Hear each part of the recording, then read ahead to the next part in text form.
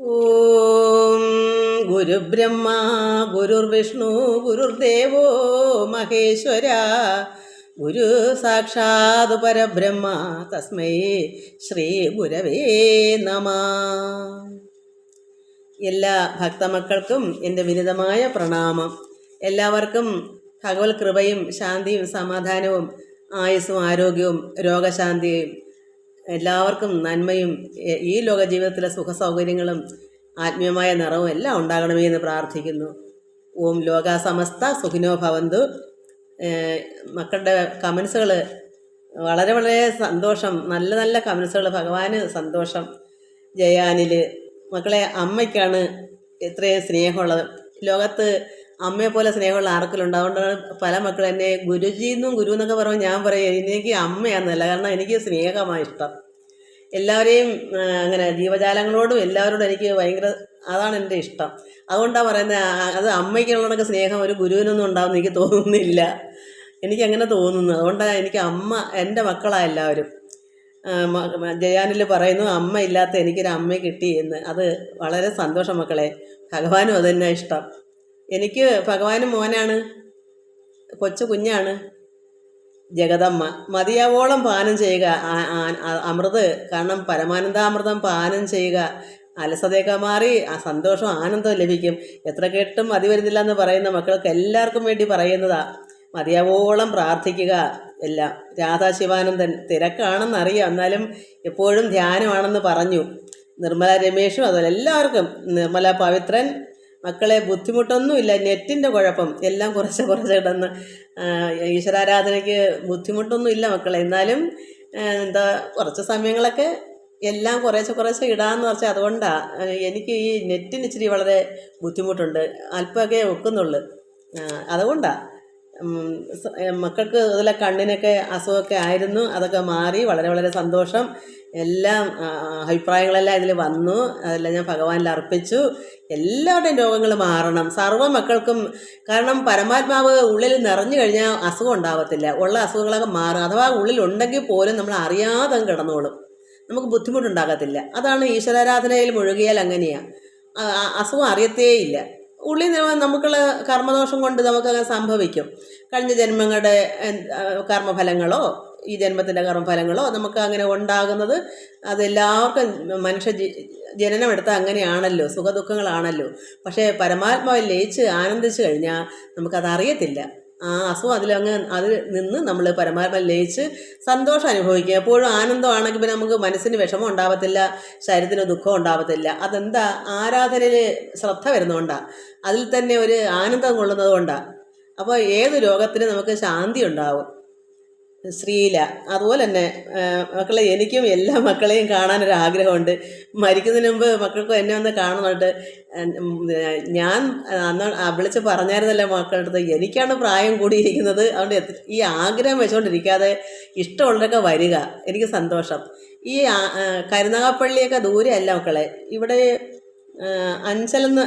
അപ്പം അഞ്ചലിൽ നിന്ന് എത്രയോ പേര് കരുനാഗപ്പള്ളിയിലൊക്കെ പോകുന്നവരുണ്ട്. അടുത്ത കൊല്ലത്തങ്ങണ്ട. അതുകൊണ്ട് അടുത്തൊക്കെയാണ്. പിന്നെ ഗീതാ നായർ, അതെവിടെ സ്ഥലം എന്നറിയാൻ വയ്യ. രുക്മിണി മോഹൻ, പ്രസന്ന, എറണാകുളം പ്രസന്നയാണോ എന്നറിയില്ല. എറണാകുളത്തെ പ്രസന്ന കമൻസ് ചെയ്യത്തില്ല, എന്നെ വിളിക്കത്തേ ഉള്ളൂ. ആ മക്കൾക്കും എല്ലാ അസുഖങ്ങൾക്കും ദൈവത്തോട് പ്രാർത്ഥിക്കുന്നു. ഒരു അസുഖങ്ങളും ഉണ്ടാവാതിരിക്കട്ടെ. എല്ലാവർക്കും അതിൽ നിന്ന് മുക്തനാവട്ടെ. കാരണം ഒരിക്കലും അസുഖമെന്ന് വിചാരിക്കരുത്. ഉള്ളിൽ ഉണ്ടെങ്കിലും നമുക്കത് ഇല്ല എന്നുള്ള മനോഭാവം നമ്മളെ പാവന പോലെ ഭവിക്കും.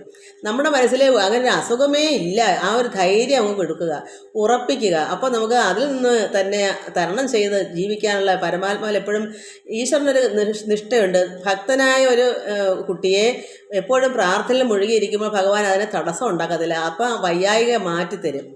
എന്താ? നമുക്ക് ഭക്തി ഉണ്ടെന്ന് മനസ്സിലാകുമ്പോൾ ആ കുട്ടിക്ക് വളരെ വളരെ ഭക്തി ഉണ്ട്. അതുകൊണ്ട് അല്പം ആശ്വാസം കൊടുക്കണം. അല്ലെങ്കിൽ ഭക്തിയായിട്ട് ഇരുന്നാൽ മതിയോ? പ്രാർത്ഥിക്കണ്ടേ? ഇതൊക്കെ അറിയണ്ടേ? അതിനുള്ള സാഹചര്യം ദൈവം തരണ്ടേ? എല്ലാ ദുഃഖങ്ങളും മാറ്റി തരും. അങ്ങനെ ഒരു ഭക്തൻ അങ്ങനെ അതുകൊണ്ടാണ് ചെയ്യുന്നത്. കാരണം ഈ ലോക ചിന്ത അല്ല. അതുകൊണ്ട് ഭഗവാൻ ഇഷ്ടമാണ്. ഭഗവാനെ പ്രാർത്ഥിക്കുന്നതാണ് ഭഗവാൻ ഇഷ്ടം. അപ്പോൾ അതുകൊണ്ട് നമുക്കുള്ള വേദന വിഷമങ്ങളൊക്കെ ഭഗവാൻ മാറ്റി നമ്മൾ അറിയാത്ത രീതിയിലാക്കി വയ്ക്കും. അതുകൊണ്ട് എല്ലാവരും മുടങ്ങാതെ പ്രാർത്ഥിക്കണം എന്നാണ് ഞാൻ പറയുന്നത്. എൻ്റെ അനുഭവം വെച്ച് പറയുന്നതാണ്. എനിക്ക് അസുഖങ്ങളൊക്കെ ഉണ്ട്, പക്ഷേ ഞാൻ അറിയുന്നില്ല.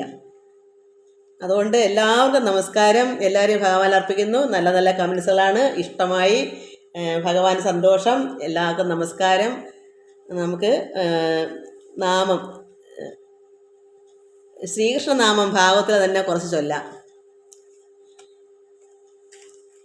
ജയ ജനാർദ്ദന കൃഷ്ണ രാധികാപതേ, ജനവിമോചന കൃഷ്ണ ജന്മമോചന, ഗരുഡവാഹന കൃഷ്ണ ഗോപികാപതേ, നയനമോഹന കൃഷ്ണ നീരജേക്ഷണ, സുജനബാന്ധവ കൃഷ്ണ സുന്ദരാകൃതേ, മദനകോമള കൃഷ്ണ മാധവ ഹരേ, വസുമതീപതേ കൃഷ്ണ വാസവാനുജ, വരഗുണാകര കൃഷ്ണ വൈഷ്ണവാകൃതേ, സുരുചിരാനന കൃഷ്ണ ശൗര്യവാരിധേ, പുരഹരാർച്ചിത കൃഷ്ണ പാർത്ഥസാരഥേ, മുരഹര വിഭോ കൃഷ്ണ മുക്തിദായക, വിമലപാലക കൃഷ്ണ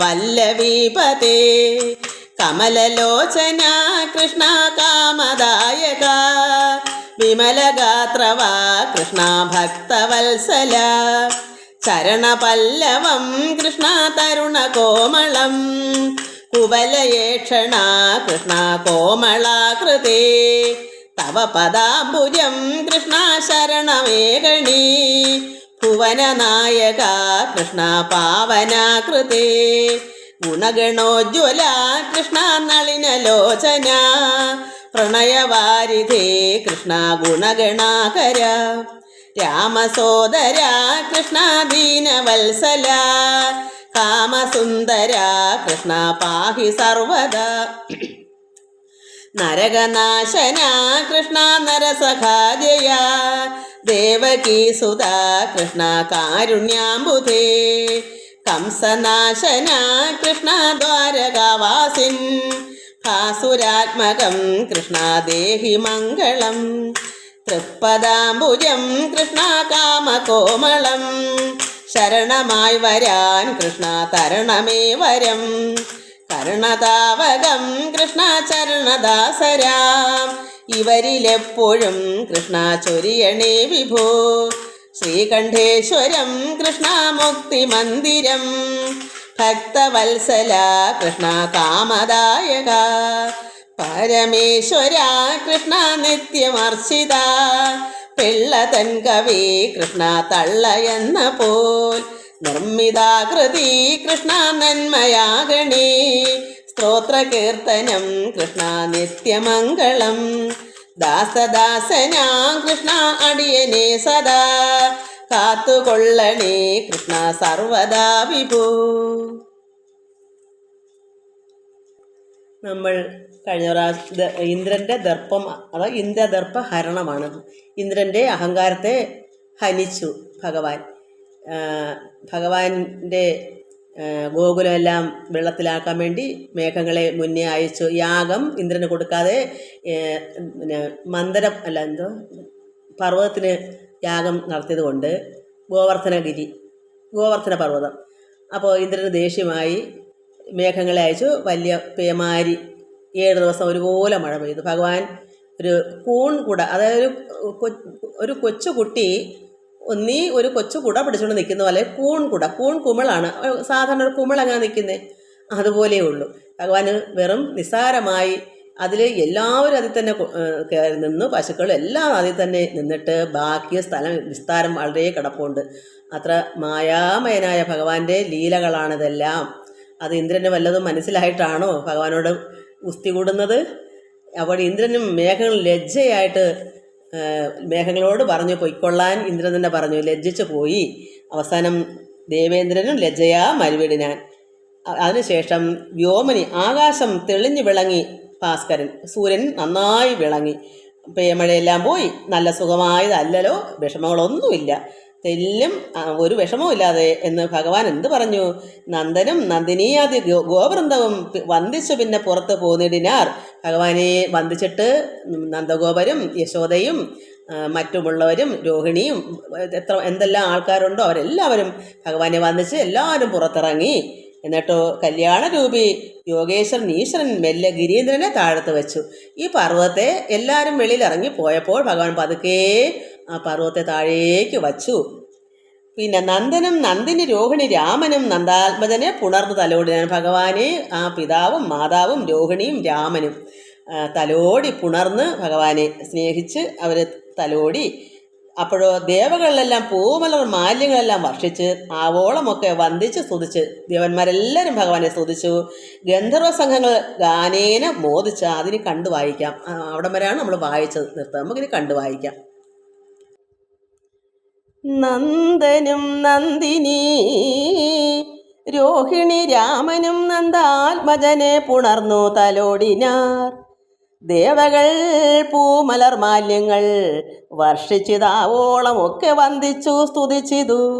ഗന്ധർവ സംഘങ്ങൾ ഗാനേന മോദിച്ചു. സംഘമോടപ്സര സ്ത്രീകൾ നൃത്തം ചെയ്തു.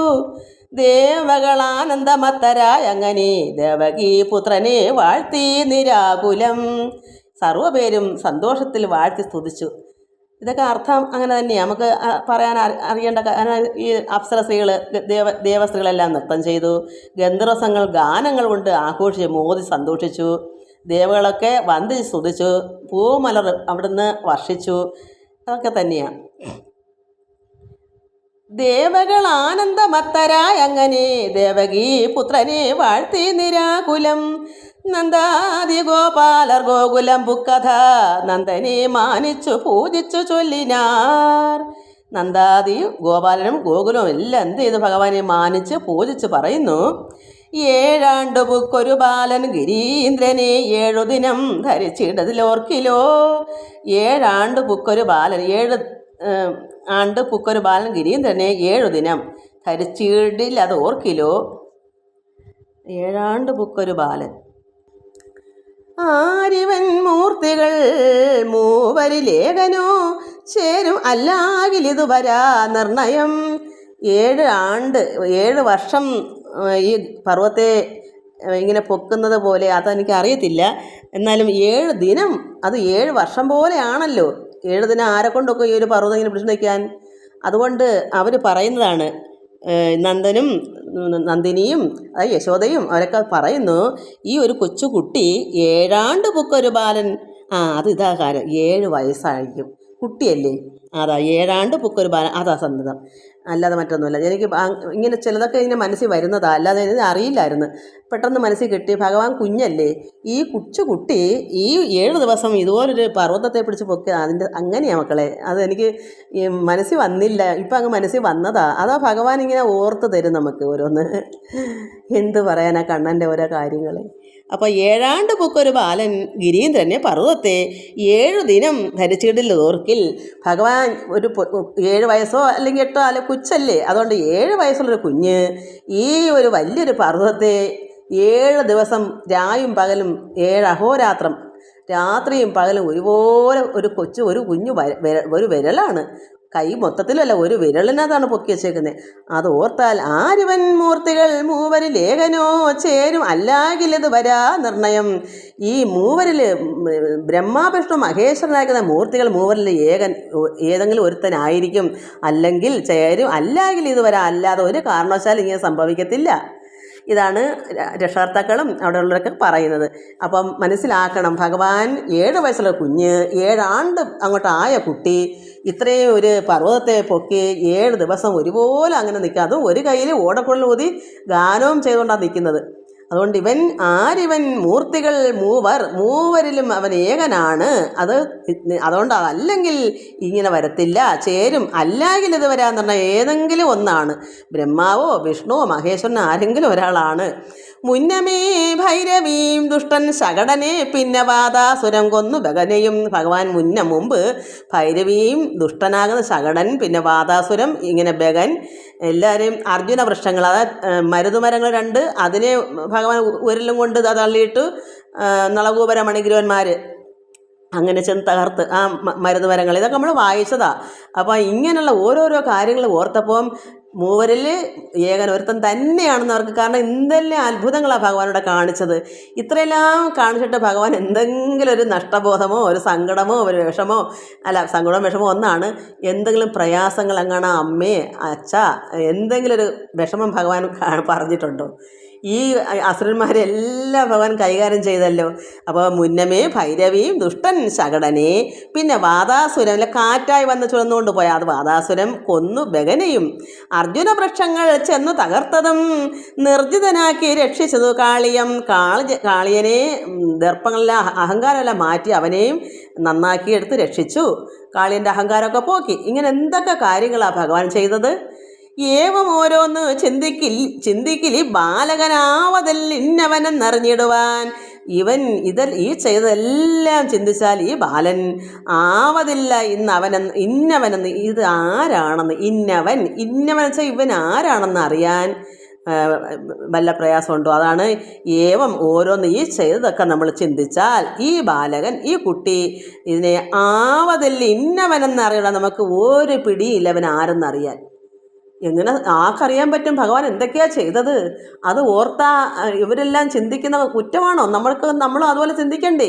നമ്മളും ഭഗവാന്റെ സഹോദരങ്ങളോ അല്ലെങ്കിൽ എന്താ പറയുക, നമുക്ക് ഭഗവാൻ എന്താവാത്ത ഭഗവാന്റെ അമ്മയാവാം, അച്ഛനാവാം, സഹോദരനാവാം, മിത്രമാവാം, എല്ലാം നമ്മളും അങ്ങനെ തന്നെയാണ്. അപ്പം നമ്മളും ചിന്തിക്കണം ഭഗവാനെ എന്തൊക്കെ അത്ഭുതങ്ങളാണ് ഭഗവാൻ കാണിച്ചത്. ഇത്രയും അസുരന്മാരെല്ലാം ഭഗവാനെ വധിക്കാൻ വന്നു, പൂതന വന്നു, കംസൻ, ഇങ്ങനെ ഓരോരുത്തർ വന്നു ഇതെല്ലാം അവരെല്ലാം നിഗ്രഹിച്ചു, വേണ്ടുന്നതെല്ലാം നേടി. ഇത്ര മരുതുവരങ്ങൾ രണ്ടെണ്ണത്തിനെയും രക്ഷിച്ചു. ആരാ? നളകൂപരമണി ഗുരുവന്മാരുടെ അഹങ്കാരം മാറ്റി മരുതുവരങ്ങളാക്കി നിന്നു. അവസാനം ഭഗവാനെ തന്നെ ശരണം പ്രാപിച്ചു. ഇങ്ങനെ ഓരോരോ ഓർത്താൽ ഈ ബാലകൻ ഇവൻ ആരെന്ന്, ഇന്നവനാണെന്ന്, ഇത് ആരെന്ന് തിരിച്ചറിയാൻ ഇവർക്ക് എന്താ പറയുന്നേ? ഏവം ഓരോന്ന് ചിന്തിക്കിലി ബാലകൻ ആവതില്ല. നമുക്ക് ഒരു പിടുത്തവും ഇല്ല. നമ്മളെ കൊണ്ട് ശരിക്കും നമുക്ക് ഓർത്താൽ ഇത് ഒരു രക്ഷയുമില്ല. ഇന്നവനെന്നറിഞ്ഞിടും. ഇവൻ ആരെന്നറിയാൻ നമുക്ക് എങ്ങനെ പറ്റും? ഭഗവാനെ അളക്കാനോ എന്തെങ്കിലും നമുക്ക് ആർക്കും സ്വന്തം പിതാവിനോ മാതാവിനോ ഒന്നും പറ്റത്തില്ല. പ്രസവിച്ച അമ്മയ്ക്കോ അച്ഛനോ ഒന്നും പറ്റത്തില്ല. ഭഗവാന്റെ മഹാമായയല്ലയോ. പരമാത്മാവിനെ എന്താ പറയുക, നമുക്ക് ഈ ലോകത്തുള്ള സർവ്വ മണലും നമുക്ക് എണ്ണി തീർക്കാം, നക്ഷത്രങ്ങളെ എണ്ണി തീർക്കാം. പക്ഷെ ഭഗവാന്റെ മഹിമയും അത്ഭുതം ഒരിക്കലും അളക്കാൻ ആരാലും സാധ്യമല്ല. അതുകൊണ്ട് ആരെന്നറിയാൻ ആർക്കും സാധിക്കയില്ല. എന്നിവ കേട്ടു നന്ദൻ ഗർഗമാമുനി മുന്നമേ തന്നോട് നാമക്രിയാന്തരെ ചൊന്ന വചനം വ്രതത്തിങ്കൽ വൃദ്ധരോടൊന്നൊഴിയാതെ ഗ്രഹിപ്പിച്ചനന്തരം.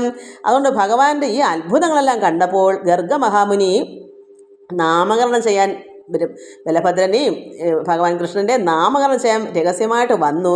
കംസൻ അറിയാതെ രഹസ്യമായിട്ട് ചെയ്തതുകൊണ്ട് കുറച്ചൊക്കെ പറഞ്ഞ് നാരായണന് സമമാണ് ഭഗവാൻ കൃഷ്ണൻ, ഈ അത്ഭുതബാലനാണ്, ഇതൊക്കെ പറഞ്ഞ് അദ്ദേഹം പിതാവ് ഓർക്കുന്നു.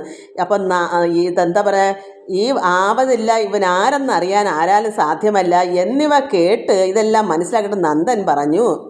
നന്ദഗോപുര ആണ് പറയുന്നത്. ഗർഗമാമുനി മുന്നമേ തന്നോട് നാമക്രിയാന്തരെ, ഭഗവാൻ നാമകരണം പേരിടയിൽ തന്നെ വന്നപ്പോൾ ഗർഗമാമുനി ഈ പിതാവിനോട് പറഞ്ഞു. ചൊന്ന വചനം അത് ഇപ്പം ഇദ്ദേഹം എല്ലാവരോടും പറയുന്നു. അത് രഹസ്യമായി വലിയ പ്രാധാന്യമായിട്ടൊന്നും വെച്ചിട്ടില്ല. ഇപ്പം ഇത്രയൊക്കെ കണ്ട് വന്നപ്പോൾ, അതുമല്ല കുഞ്ഞ് വളർന്ന് വരികയും ചെയ്യുന്നു. ഇനിയിപ്പം പെട്ടെന്ന് കംസനൊന്നും ചെയ്യാൻ പറ്റത്തില്ല. കുട്ടി വളർന്ന് 7 വയസ്സൊക്കെ ആയല്ലോ. അതുകൊണ്ട് ആദ്യമൊക്കെ അത് രഹസ്യമായിട്ട് വച്ചേക്കാണ്ട് ഗർഗമാമുനി വന്ന് രഹസ്യമായിട്ടൊക്കെ വന്നാണ് ഇതൊക്കെ ചെയ്തത്. അതുകൊണ്ട് അല്പമൊക്കെ ഒന്ന് പറഞ്ഞതേ ഉള്ളൂ. ഭഗവാൻ നാരായണൻ്റെ തുല്യമാണ് ഈ കുട്ടി, അത്ഭുതവീരനാണ്. അതുപോലെ ബലഭദ്രനും അതുപോലെ തന്നെ. അതുകൊണ്ട് ഈ വചനങ്ങൾ അന്ന് പറഞ്ഞ വാക്ക് വ്രജത്തിങ്കൽ ഇപ്പം ആ നന്ദഗോപര് വൃദ്ധരോടൊന്നൊഴിയാതെ, വൃദ്ധ വെച്ചാൽ വയസ്സെന്നേരം നല്ല അർത്ഥം, അദ്ദേഹത്തിൻ്റെ കൂട്ടുകാർ മിത്രമായിട്ടുള്ളവരൊക്കെ ഒന്നൊഴിയാതെ ഗ്രഹിപ്പിച്ച അനന്തരം ഭഗവാൻ ഇപ്പോഴും ഈ കാണിച്ച അത്ഭുതങ്ങൾ കണ്ടിട്ട് എന്താ പറയുക, വൃദ്ധരോട് മിത്രങ്ങളോടും മറ്റാൾക്കാർക്കെല്ലാം നന്ദഗോപര് നാമകരണം ചെയ്യാൻ വന്നപ്പോൾ ഗർഗമഹാമുനി ഇത് പറഞ്ഞു. അത്ഭുതമെല്ലാം കാണിക്കുന്ന ഭഗവാന് തുല്യനാണെന്ന് അതൊക്കെ കുറച്ച് അവരോടൊക്കെ പറഞ്ഞു തുടങ്ങി. നന്ദനെ മാനിച്ചു വന്ദിച്ച് അവர்களுം അത് കേട്ടപ്പോൾ എല്ലാവരും ഭഗവാനെ വീണ്ടും വന്ദിക്കുകയും മാനിക്കുകയൊക്കെ ചെയ്യുന്നു. നന്ദജനീശ്വരൻ എന്ന് നന്ദിയിടിനാർ. ഭഗവാനാണെന്ന് അവരൊക്കെ മനസ്സിലാക്കി. ഈ നന്ദഗോപുരം ഇത് പറയുകയും കൂടെ ചെയ്തു. നാമകരണത്തിന് വന്നപ്പോൾ ഗർഗമഹാമുനി ഇത് പറഞ്ഞു, ഇത് അത്ഭുത ബാലനാണ്, ഇത് ഭഗവാന് തുല്യനാണ്. ഇതൊക്കെ പറഞ്ഞപ്പോൾ അവരെല്ലാവരും ഭഗവാനെ വന്ദിക്കുകയും പൂജിക്കുകയും എല്ലാം മാനിക്കുകയൊക്കെ ചെയ്തു തുടങ്ങി. എന്നിട്ട് നന്ദജൻ, ഈ കുട്ടി നന്ദജൻ എന്ന് പറയുമ്പോൾ നന്ദഗോപരുടെ മകൻ. നന്ദൻ എന്ന് പറഞ്ഞാൽ പിതാവ് നന്ദഗോപര്. നന്ദജൻ എന്ന് പറയുമ്പോൾ ജൻ എന്ന് പറയുന്ന മകനാണ്. അപ്പം നന്ദജൻ ഈശ്വരൻ എന്ന്. അപ്പോൾ നന്ദജൻ ഈ കുട്ടി ഈശ്വരനാണെന്ന് നന്ദിയിടിനാർ. അങ്ങനെ അവരെല്ലാം മനസ്സിൽ കണ്ടു പറഞ്ഞു. ഭഗവാൻ കണ്ണൻ നന്ദജൻ ഭഗവാനാണെന്ന് ഈശ്വരനാണെന്ന് അവരെല്ലാം ഉറച്ചു. വൃദ്ധി സമസ്തവും വന്ന് നമുക്കെന്ന് ചിത്തമോദേന വാണാർ നന്ദനാദികൾ. വൃദ്ധി സമസ്തവും വന്ന് നമുക്കെന്ന്. അപ്പോൾ എന്താ? ഐശ്വര്യം. വൃദ്ധി വെച്ചാൽ ഐശ്വര്യം. ഭഗവാൻ ആരാ? നാരായണൻ ഐശ്വര്യമായിരിക്കുന്ന ദേവി മഹാലക്ഷ്മിയും കൂടെ അല്ലേ ഭഗവാനുള്ളിടത്തെല്ലാം ഐശ്വര്യം ഉണ്ടല്ലോ. പരമാത്മാവ് എവിടെ? അതല്ലേ ഭഗവാനെ മക്കളെ പറയുന്നത്. ഭഗവാനെ നമ്മൾ മനസ്സിൽ കണ്ടു. അവിടെ രണ്ടും ഉണ്ട്. ഈശ്വരൻ രണ്ടും കൂടെ ചേർന്നാണല്ലോ, ശിവശക്തിയാണല്ലോ. അപ്പം മംഗളകാരനായ ഭഗവാനും ഐശ്വര്യപൂർണമായ അമ്മ ദേവി മഹാമായിരിക്കുന്ന മഹാലക്ഷ്മിയും കൂടെ ഉണ്ട്. അപ്പോൾ ഭഗവാൻ എന്ന് പറയുമ്പോൾ അവിടെ ഭഗവതിയും കൂടെ ഉണ്ട്. അതുകൊണ്ട് വൃദ്ധി ഐശ്വര്യം സമസ്തവും വന്ന് നമുക്ക് എന്താ കാരണം? പരമാത്മാവ് നാരായണനാണെന്ന് അവരെല്ലാവരും ഉറച്ചു കഴിഞ്ഞു. ഭഗവാനെ അവരെല്ലാം വന്ദിക്കുന്നു, പൂജിക്കുന്നു, മാനിക്കുന്നു, എല്ലാം ചെയ്തു തുടങ്ങി. അപ്പോൾ ഈ നന്ദഗോപരുടെ ഈ വാക്കുകൂടെ കേട്ട് ഗർഗമാമുനി പറഞ്ഞ വാക്കുകൂടെ കേട്ടപ്പോൾ, ഈ പരമാത്മാവ് ചെയ്യുന്ന അത്ഭുതങ്ങളൂടെ കണ്ടപ്പോൾ എല്ലാവർക്കും ഭഗവാൻ ഈശ്വരനാണെന്ന് എല്ലാവരും ഉറച്ചു. അതുകൊണ്ട് വൃദ്ധി ഐശ്വര്യം സമസ്തവും വന്ന് നമുക്കെന്ന് ചിത്തമോദേന വാണാർ നന്ദനാദികൾ. നന്ദനാദികൾ വെച്ചാൽ നന്ദനും മറ്റുള്ളവരും. ആദി എന്ന് പറയുമ്പോൾ എന്താണ്? നന്ദഗോപുര് മാത്രമല്ല, അവിടെയുള്ള സർവ്വപേരും. അതാണ് നന്ദനാദികൾ.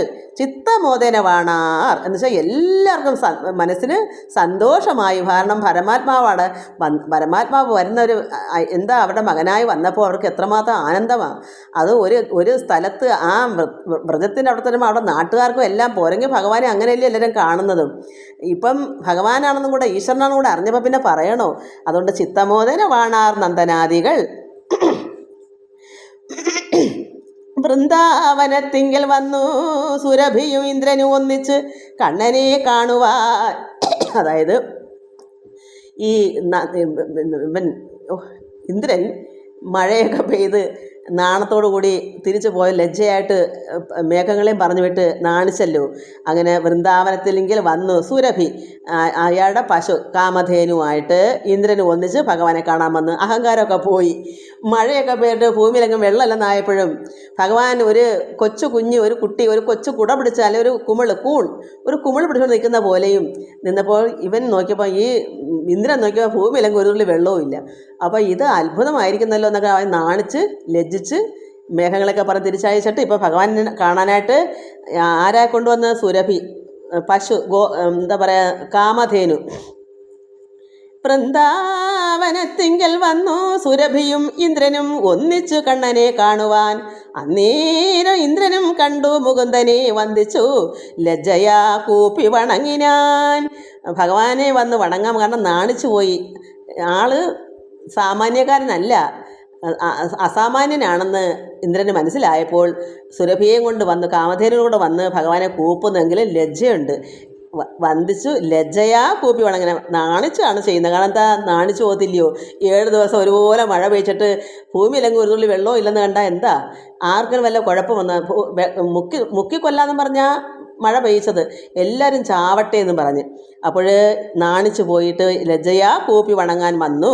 നാരായണൻ തൻ്റെ തേജസ്സതേറ്റപ്പോൾ ദൂരെ അകന്നു ത്രിദിവേശനും മതം.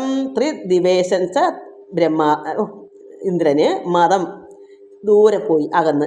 നാരായണൻ്റെ തേജസ്സതേറ്റപ്പോൾ, കാരണം മഴയെല്ലാം പോയി, കാർമേഘമൊക്കെ പോയി, തെളിഞ്ഞു, ഭാസ്കരൻ അവിടെല്ലാം പ്രകാശിച്ചു. ഭഗവാൻ പരമാത്മാവിടെ ഐശ്വര്യപൂർണ്ണമായി നിറയപ്പോൾ ഇവൻ എന്ത് ചെയ്തു? ഈ തേജസ് ഏറ്റവും മനസ്സിലായി ഇത് സാധാരണക്കാരനും ഒന്നുമല്ല, ഇത് പരമാത്മാവ് തന്നെയാണെന്ന് ഇന്ദ്രന് മനസ്സിലായിട്ട് അത് തേജസ്, ഭഗവാന്റെ തേജസ് ഏറ്റപ്പോൾ അവിടെല്ലാം അത്രമാത്രം ഐശ്വര്യമായി, പ്രകാശമായി. ദൂരെ അകന്ന് അവൻ്റെ അഹങ്കാരം, മതം, ത്രിദിവേശന്, അത് ദേവേന്ദ്രന് ദൂരെ അകന്നു പോയി. എന്താ? അഹങ്കാരം, മതം. ചിത്തം തെളിഞ്ഞു സന്തുഷ്ടനായി പിന്നെയും ഭക്തിയാ ഭഗവൽ സ്തുതി തുടങ്ങിയിടിനാൻ.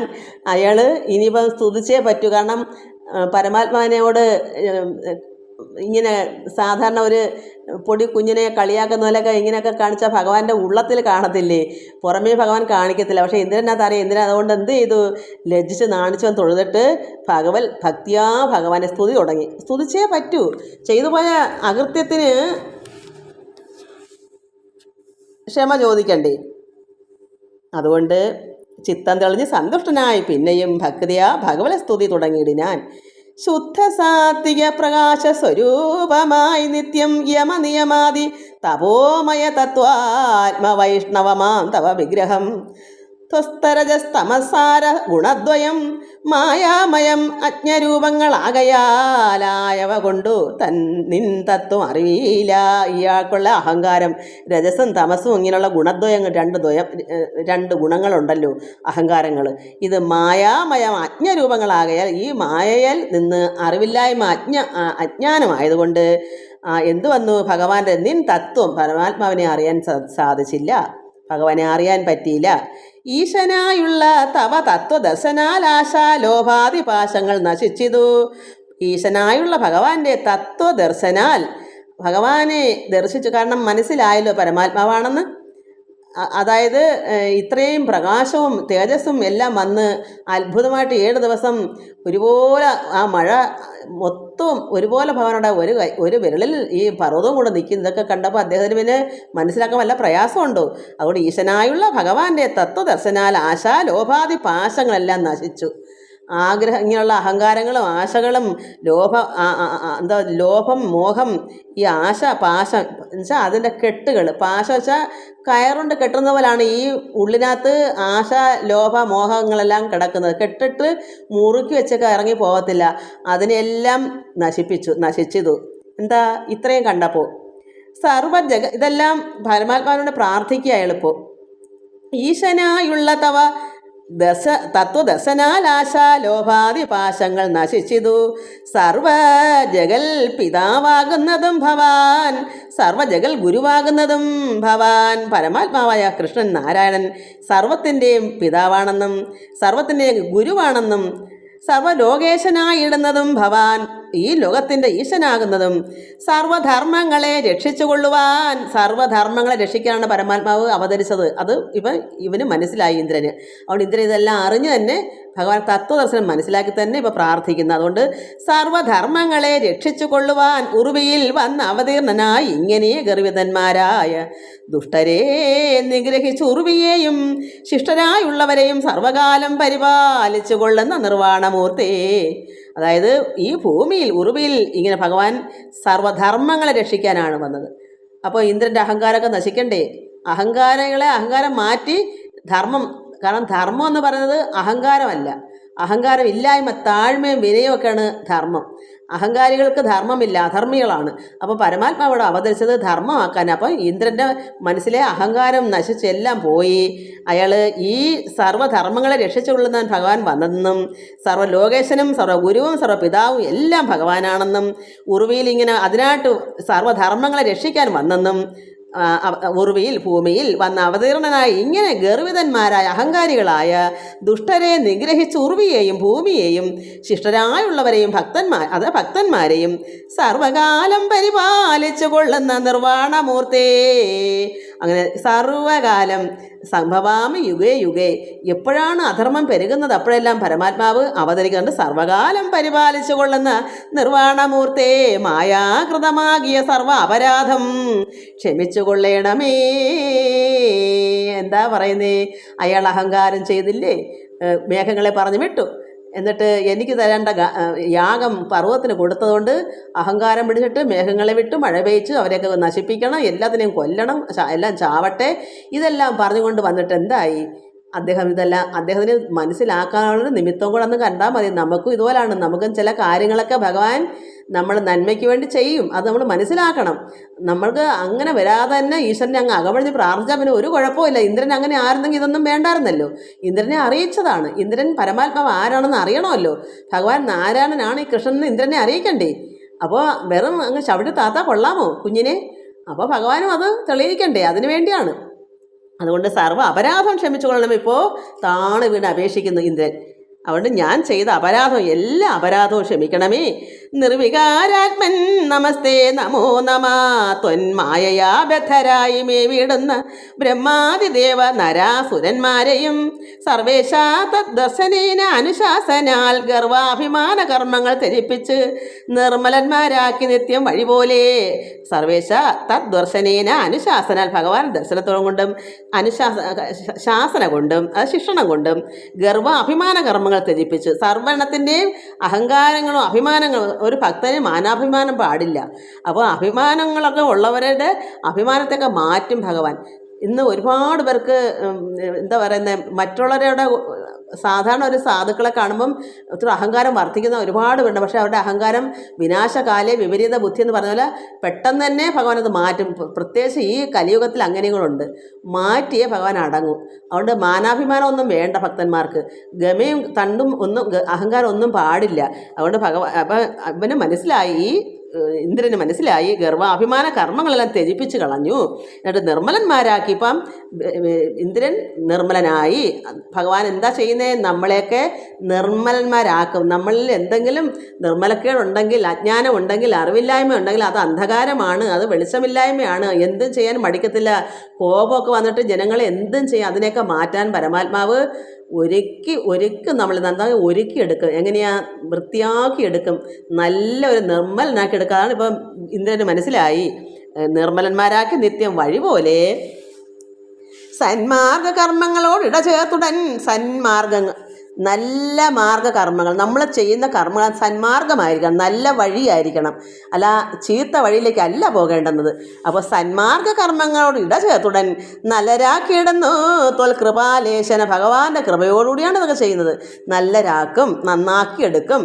നല്ല വഴി കാട്ടിയാലും നടക്കാതെ വല്ലാതെ കർമ്മങ്ങൾ ചെയ്യുന്ന ദുഷ്ടരെ എല്ലാം ഒടുക്കി ഭൂഭാരവും തീർത്തുടൻ അല്ലൽ വരാതെ ലോകത്തെ രക്ഷിക്കുന്ന കല്യാണമൂർത്തിയാം നിന്മറിമായങ്ങൾ തെല്ല് പോലും അറിയാതെ അഹംഭാവന ഐശ്വര്യമത്തനായി ചെയ്തോരപരാധം ഈശ്വര സർവം ക്ഷമിച്ചു കൊള്ളേണമേ.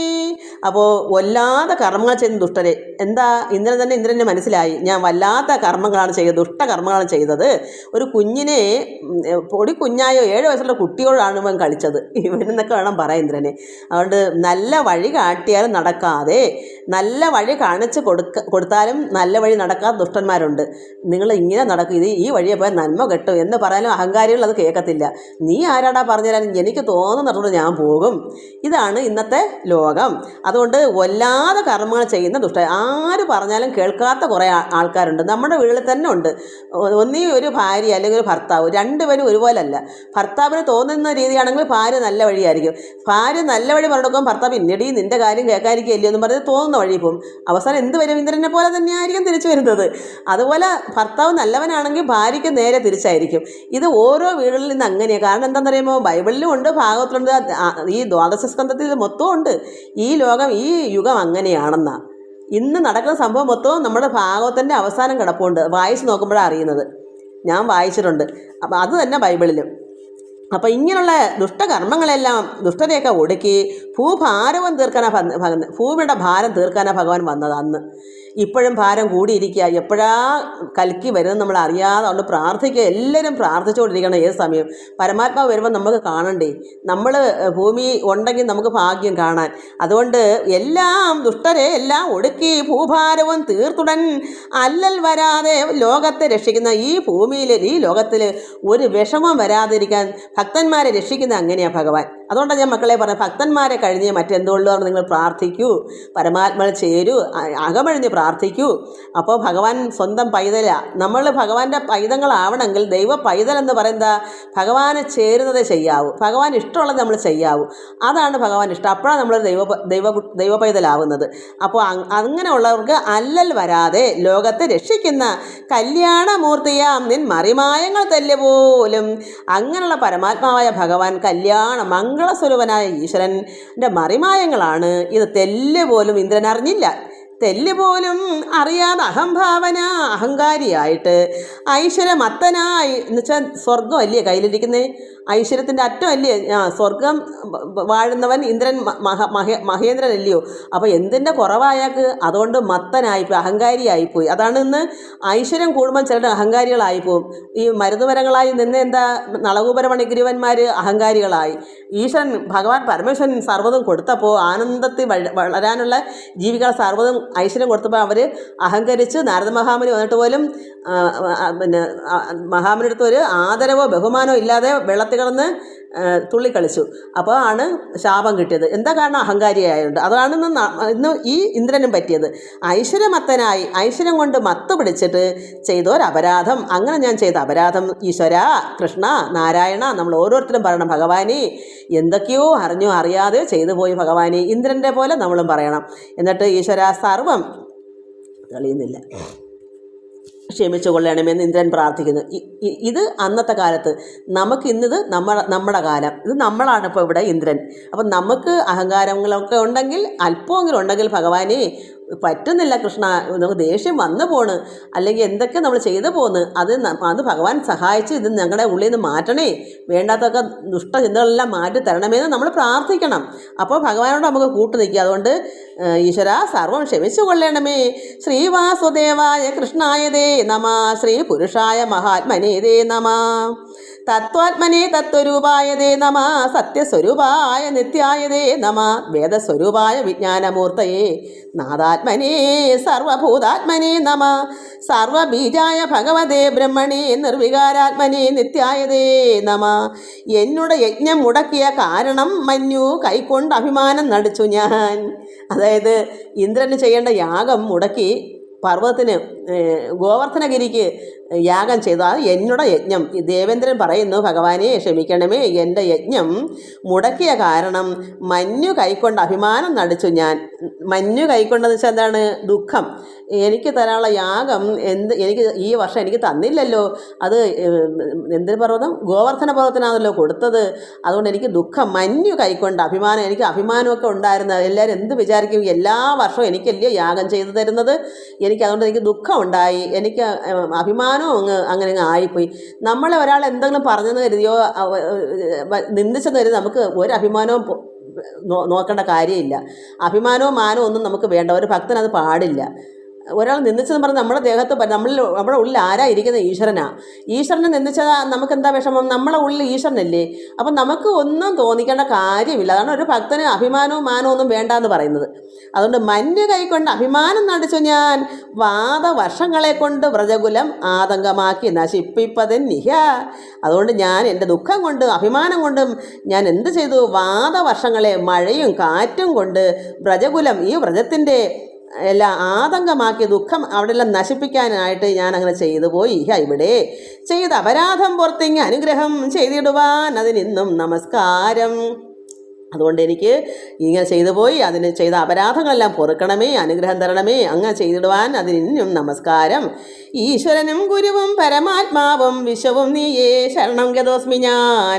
ഭഗവാനാണ് ഈശ്വരനായാലും ഗുരുവായാലും പരമാത്മാവായും വിശ്വവും നീയേ. ഈ സർവ്വതും വിശ്വവും എല്ലാം അങ്ങ് തന്നെയാണ്. ശരണം ഗതോസ്മി ഞാൻ. ഏവം സ്തുതിച്ചു വണങ്ങി നിൽക്കുന്നൊരു ദേവേന്ദ്രനോട് അതിഗംഭീരമായുള്ള മേഘനാദം പോലെ അരുൾ ചെയ്തു കേശവൻ.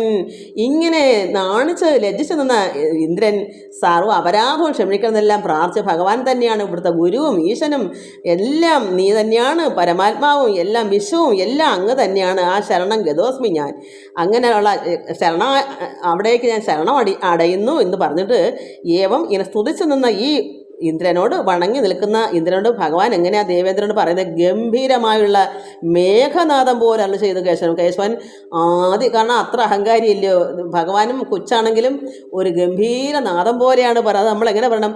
ശോക വിനാശൻ ഇന്ദിരാവല്ലഭൻ പറയുന്നത് എന്താ? ശോകങ്ങളെ വിനാശം ചെയ്യുന്ന ഇന്ദിരയുടെ ഭർത്താവായ ഭഗവാൻ വല്ലഭൻ, അതായത് ഇന്ദിരാദേവിയുടെ ഭർത്താവായ ഭഗവാൻ കൃഷ്ണൻ നാരായണൻ ശോകവിനാശൻ, എല്ലാവരുടെയും വേദനകളെ ദുഃഖങ്ങളെ നശിപ്പിക്കുന്ന. അതപ്പോൾ ദേവേന്ദ്രനും ദുഃഖം വന്ന് അതുകൊണ്ടാണെന്ന് പറഞ്ഞല്ലോ. അപ്പോൾ അദ്ദേഹത്തിന് ദുഃഖം പൊയ്ക്കോട്ടെ, ഭഗവാൻ അതാണല്ലോ ഭഗവാന്റെ മുദ്ര, മറ്റുള്ളവരുടെ ദുഃഖത്തെ മാറ്റുകയാണല്ലോ. അതുകൊണ്ട് ഭഗവാൻ ശോകവിനാശൻ ഇന്ദിരാവല്ലഭൻ മേഘനാദം പോലെ അരുളി ചെയ്ത് പറയുന്നു, ഞാൻ തവ യജ്ഞഭംഗം ചെയ്ത കാരണം എന്തിനെന്നാൽ അത് കേൾക്ക ശതമഖ. ഞാനിവിടെ എന്താ ഇവിടെ യജ്ഞം ചെയ്ത കാരണം അത് നീ കേൾക്കൂ. ശതമഖ എന്ന് വെച്ചാൽ ഇന്ദ്ര, നീ കേൾക്കൂ. ഞാനിവിടെ എന്താ ഈ യജ്ഞത്തിന് ഭംഗം വരുത്തിയത്?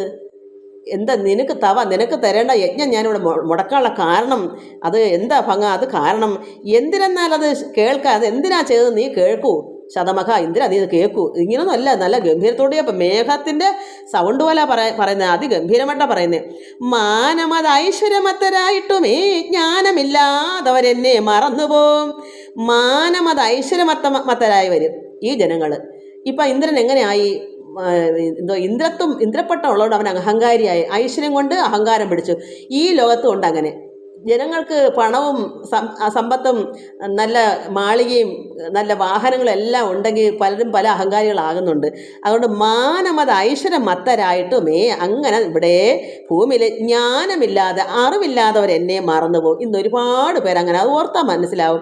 നമ്മൾ കുറേ സാധുക്കളാണ് ഇതൊക്കെ കേൾക്കാനും ഇത് മനസ്സിലാക്കാനും, ഇത് എങ്ങനെ അതിൻ്റെ വാക്കുകൾ അർത്ഥം മനസ്സിലാക്കണമെന്നൊക്കെ തോന്നിക്കുന്നത് എല്ലാ സാധുക്കളാണ്. എവിടെയെങ്കിലും നല്ല സാമ്പത്തികമായിട്ടുള്ള അറിവ് ധനം കൊണ്ടും ആസ്തി കൊണ്ടും ഉദ്യോഗം കൊണ്ടും ഒരുപാട്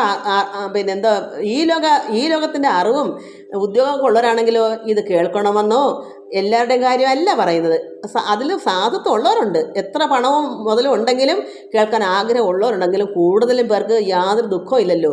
ഈ ലോക ജീവിതം അത്ര കേമമാണെങ്കിൽ എന്തിന് ഭഗവാനെ ആരാധിക്കണം, എന്തിന് ഭാഗവതം കേൾക്കണം, എന്തിന് ഇതിൻ്റെ അർത്ഥം മനസ്സിലാക്കണം, എന്തിനു വേണ്ടിയാ? സർവ്വതും ഉണ്ടല്ലോ. അപ്പോൾ അഹങ്കാരമല്ലേ? ഈശ്വരനാണ് തന്നതെന്നോ, ഈശ്വരനാണ് നമുക്ക് കാലും കൈയും സർവ്വവും തന്നെന്നും, ഇത് വെറുതെ ഉണ്ടായതില്ല പരമാത്മാവിൻ്റെ മുതലാണെന്നും, നമ്മളുടെ വാടകക്കാരായിട്ടാണ് വന്നേക്കുന്നതെന്നും, നമ്മുടെ കർമ്മത്തിൻ്റെ വാസന കൊണ്ട് ഉണ്ടായതാണ്, അത് നശിച്ചു പോകാതിരിക്കണം, ഈശ്വരനെ ആരാധിക്കണം എന്നൊക്കെ അവർക്ക് അറിവുണ്ടെങ്കിൽ അവരിങ്ങനെ ചെയ്യൂ.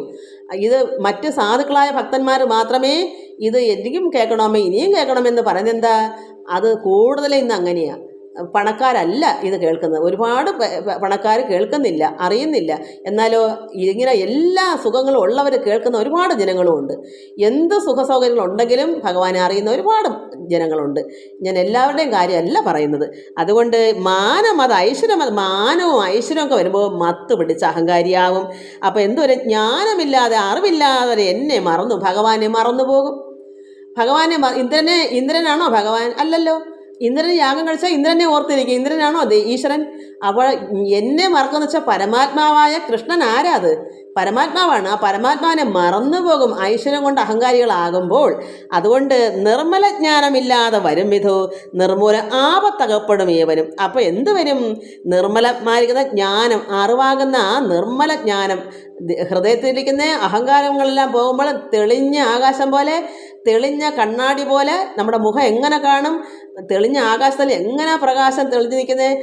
അതുപോലെ അഴുക്കായ കാർമേഘം പോകുമ്പോൾ എല്ലാം തെളിഞ്ഞ ആകാശം പോലെ നമ്മുടെ ഹൃദയം ശുദ്ധമായി വരുമ്പോൾ ആ ജ്ഞാനം ഇല്ലാതെ ആണ് മറന്നു പോണത്. അപ്പോൾ നിർമ്മല ജ്ഞാനം ഇല്ലാതെ വന്നാൽ നിർമ്മല ആപത്തകപ്പെടുക. നമ്മുടെ ഉള്ള മാത്രമേ അഹങ്കാരം കൊണ്ട് അന്ധകാരം പിടിച്ചിരിക്കുമ്പോൾ കണ്ണ് കാണാൻ മായത്തുണക്ക് ആകുമ്പോൾ എന്ത് വരും? നമുക്ക് ആപത്ത് വരും. എന്താ വരാൻ കണ്ട് അഹങ്കരിക്കുന്നു? അങ്ങ് ഒരു കുന്നിൻ്റെ മണ്ടേ കയറിയാൽ താഴെ നോക്കുമ്പോൾ ഭയങ്കര കുഴിയാണ്, വീണാൽ വലിയ കുഴിയായിപ്പോൾ അവിടെ അഹങ്കാരം മൂത്ത് അങ്ങ് ഉച്ചാൻ നിലയിലെത്തും. ഈ ദുഷ്ടനെ പന പോലെ വളർത്തുമെന്ന് പറയും, പക്ഷെ പെട്ടെന്നാണ് വീഴുന്നത്. അത് വലിയ വീഴ്ചയായിപ്പോൾ. എത്രത്തോളം അഹങ്കാരം വർദ്ധിച്ച് വലിയ കുന്നാവുന്നു. അപ്പോൾ ആ കുന്നിൽ നിന്ന് വീണാൽ അത്രയ്ക്കും അഗാധമായ കുഴിയും കൂടാണ്. വീഴുമ്പോൾ ആ വീഴ്ചയിൽ നിന്ന് എണീക്കത്തില്ല. അത് ഭഗവാനും വിഷമമാണ്. അതുകൊണ്ട് നിർമ്മലജ്ഞാനം ഇല്ലാതെ വന്നാൽ വരും വിധു നിർമ്മൂല. അതുകൊണ്ട് ആപത്തകപ്പെടും അവന്. ആരഹങ്കരിച്ചാലും മുഖം കരിയുന്നൊരു പഴമയുണ്ട്. അപ്പോൾ അകപ്പെടും, എന്താ ആപത്ത് വരും. ഈ ജനങ്ങൾക്കെല്ലാം ആപത്ത് വന്നാൽ അതും ഭഗവാൻ രക്ഷകർത്താവിന് അതും സങ്കടമല്ലേ. ഇപ്പം നമുക്ക് 2 മക്കളുണ്ട്, അവർക്ക് ആപത്ത് വന്നാൽ അവിടെ ദുഃഖിക്കുന്ന ആരാ? പിതാവും മാതാവും അല്ലേ. സർവേശ്വരന് ലോക പിതാവല്ലേ. അപ്പോൾ ഈ ഇങ്ങനെ അഹങ്കരിച്ച് മുഖം കരിഞ്ഞാൽ വീണ് എല്ലൊടിഞ്ഞ് കിടന്നാൽ അവിടെയും ഭഗവാന്റെ ദുഃഖമല്ലേ. അതുകൊണ്ട് നിർമൂലം, അതുകൊണ്ട് ആപത്ത് അകപ്പെടും ഏവനും അതുകൊണ്ട് നീ എന്നെ മറക്കാതെ, അതുകൊണ്ടാണ് നീ എന്നെ മറക്കാതിരിക്കാനാണ് ആര്? ഇന്ദ്രന് സർവ്വ ഐശ്വര്യം വന്നപ്പോൾ അവനങ്ങ് അഹങ്കാരിയായി. അതുകൊണ്ട് നിനക്ക് ആപത്ത് വരും, അതുകൊണ്ട് നീ എന്നെ മറക്കാതെ നിന്നുടെ കാര്യം വഹിച്ചു വസിക്ക നീ.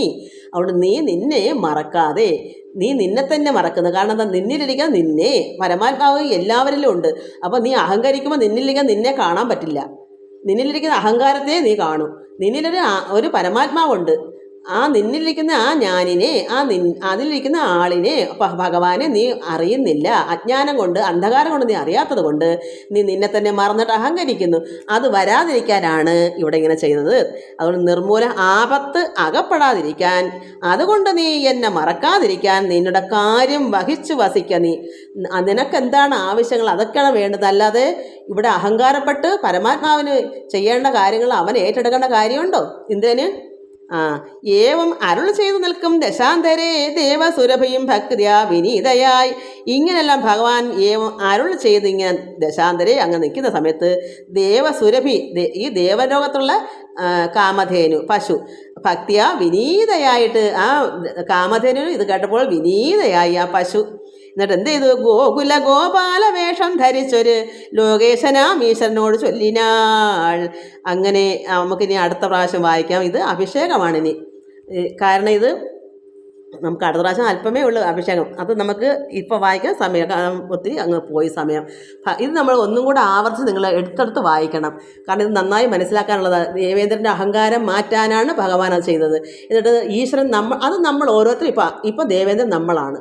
അന്ന് ദേവേന്ദ്രൻ്റെ അഹങ്കാരം മാറ്റാൻ അത് കണ്ട് നമ്മൾ മനസ്സിലാക്കിയിട്ട് നമ്മുടെ അഹങ്കാരം നമ്മൾ മാറ്റിയില്ലെങ്കിൽ നമുക്ക് വലിയ വലിയ ആപത്തകപ്പെടും. എന്താ കാരണം? അഹങ്കാരം. എന്തുകൊണ്ടാണ്? ഈശ്വരനെ അറിയാത്തത് കൊണ്ട്. ഈശ്വരനെ അറിഞ്ഞ് നമ്മുടെ ഉള്ളിൽ നിർമ്മലമായിരിക്കുന്ന ഹൃദയമായി ഭഗവാനെ തന്നെ ഇതൊക്കെ വായിച്ചും പഠിച്ചും കേട്ടും ചൊല്ലിയും മറ്റുള്ളവർ കൊടുത്തും ഭക്തി വർദ്ധിച്ചും ഹൃദയശുദ്ധിയും വന്ന് ഭഗവാനെ നമ്മുടെ ഉള്ളിലാകുമ്പോൾ നമ്മൾ നിർമ്മലജ്ഞാനം കൊണ്ട് പരമാത്മാവ് നമ്മുടെ ഉള്ളിൽ വസിക്കും. അപ്പോൾ നമുക്ക് ആപത്തോടെ അങ്ങ് പോകും, വെളിയിൽ പോകും, ഒന്നും ഉള്ളിലിരിക്കില്ല. അപ്പോൾ നമുക്കും ആനന്ദം കൊണ്ട് നിറയാം, നമുക്കുള്ള രോഗങ്ങളെല്ലാം മാറും. ഈശ്വരൻ നമ്മളെ ഉള്ളിൽ വസിക്കണം. അതുകൊണ്ടാണ് ഭഗവാൻ പറയുന്നത്, ഇതുകൊണ്ട് നിങ്ങൾക്ക് ആപത്തുണ്ടാവാതിരിക്കാനാണ്. അതുകൊണ്ട് നീ എന്നെ മറന്നു പോകും. നിനക്ക് ഐശ്വര്യം മത്ത് പിടിച്ച് നീ അഹങ്കാരി ആയാൽ നീ എന്നെ മറന്നു പോകും, നീ എന്നെ അറിയില്ല. അപ്പം നമ്മളിരിക്കുന്ന നമ്മളിൽ ഒരാളുണ്ട്, ആ പരമാത്മാവിനെ നമ്മൾ അറിയണ്ടേ. ഈശ്വരൻ ഭഗവാൻ കൃഷ്ണൻ പരമാത്മാവാണ്. ആ ദേഹം അങ്ങ് പോയി, ഇപ്പം ആ ആത്മാവായി നിൽക്കുക, പരമാത്മാവായി ലോകം നിറഞ്ഞു നിൽക്കുകയാണ്. ആ പരമാത്മാവിനെ നമ്മുടെ ഉള്ളിലാക്കണം. അവിടെ കൃഷ്ണ രൂപത്തിലായാലും മതി, ചൈതന്യ സ്വരൂപനായിട്ടായാലും മതി, പരബ്രഹ്മമായ ഒരു വസ്തുവായിട്ടായാലും നമുക്ക് എങ്ങനെയാണ് നമ്മുടെ ഉള്ളിൽ ഈശ്വരജ്ഞാനം ഉദിക്കണം. അതിന് വേണ്ടുന്ന എല്ലാ ഭാഗവതങ്ങളും എല്ലാം നമ്മൾ വായിച്ചും മനസ്സിലാക്കിയും അർത്ഥം അറിഞ്ഞും ഉള്ളിൽ ഉൾക്കാഴ്ച ഉണ്ടാക്കി വയ്ക്കാൻ നമ്മൾ നന്നായി പ്രയത്നിക്കണം. അപ്പോഴാണ് നമുക്കും ഭഗവാനോട് ചേരാനും ഭഗവാൻ നമ്മളെ ഒരു ദൈവ പൈതലായി കാണുകയും ഒരു ഭക്തനെ കഴിഞ്ഞ് പിന്നെ മറ്റെന്തും ഉള്ളൂ നമ്മൾ മനസ്സിലാക്കുന്നത് അപ്പോഴാണ്. അത് വരുമ്പോൾ അങ്ങനെ വരുന്ന മക്കൾ ഇതിനകത്ത് ഒരുപാടുണ്ട്. അവരെന്നെ വിളിക്കുന്നുണ്ട്, എല്ലാ കാര്യവും അങ്ങനെ പോകുന്നുണ്ടെന്നാണ് അവർ പറയുന്നത്. ഒന്ന് ജഗദമ്മ, ജയാനിൽ, ബിജു, രാധാ ശിവാനന്ദൻ, പിന്നെയൊക്കെ ഉണ്ട്, ഞാൻ മറന്നു പോകുന്നത്, നിർമ്മല, ഗീതാ നായർ, ഒരുപാട് പേരുണ്ട്. അപ്പോൾ ഇന്ന് പെട്ടെന്ന് എൻ്റെ ബായി പേര് വരുന്നില്ല. എല്ലാവർക്കും നമസ്കാരം മക്കളെ. എല്ലാവരും ഭക്തി വർദ്ധിക്കാനാണ് എൻ്റെയും പ്രാർത്ഥന. എനിക്കും ഭക്തി വർദ്ധിക്കണം. എൻ്റെ മക്കൾ വിളിക്കും, എനിക്കറിയാം എനിക്ക് യാതൊരു കുന്തവും ഇല്ലെന്ന്. എനിക്ക് ഒരു ഭക്തിയില്ല. ഈ പിള്ളേർ വിളിക്കുമ്പോൾ അവരുടെ ഭക്തി കാണുമ്പോൾ എനിക്ക് തന്നെ അസൂയ പോലെ വരുന്നത്. അസൂയല്ല, ജനങ്ങൾ പറഞ്ഞ് എനിക്കങ്ങനെ അസൂയയില്ല മക്കളെ. അസൂയുള്ളവർക്കൊന്നും ഭഗവാനോട് ചേരാൻ പറ്റത്തില്ലല്ലോ. അതുകൊണ്ട് ഞാനങ്ങ് വെറുതെ രസത്തിന് പറഞ്ഞതാ. പക്ഷേ നമ്മൾ ചിന്തിക്കണം, നമ്മുടെ ഭക്തി ഒന്നും അല്ല, ഇതിനേക്കാൾ ഒരുപാട് ഭക്തന്മാർ ലോകത്തുണ്ട്. അതുകൊണ്ട് നമ്മൾ വീണ്ടും ഭക്തിക്ക് വേണ്ടി പ്രാർത്ഥിക്കുക. അറിവ് നമ്മുടെ ഉള്ളിൽ ഉണ്ടാകണം. അജ്ഞാനം മാറിയെങ്കിലേ പ്രകാശിക്കൂ. നമ്മുടെ അകവും പുറവും പ്രകാശിക്കണം. ഗുരുദേവൻ പറഞ്ഞത് എന്താ? ഈ അകവും പുറവും പ്രകാശിക്കുന്ന ഭഗവാൻ ഉള്ളിലാകുമ്പോഴാണ് നമ്മുടെ അകവും പുറവും പ്രകാശിക്കുന്നത്. അപ്പം ഭഗവാൻ നിറഞ്ഞിരിക്കുക ഈ ലോകം മൊത്തം. ആ നിറവാണ് നമ്മുടെ ഉള്ളിലും നമ്മുടെ പുറത്തും എല്ലായിടവും ഈ ചൈതന്യം. എല്ലാവർക്കും നമസ്കാരം. ഹരി ഓം, ഹരി ഓം, ഹരി ഓം.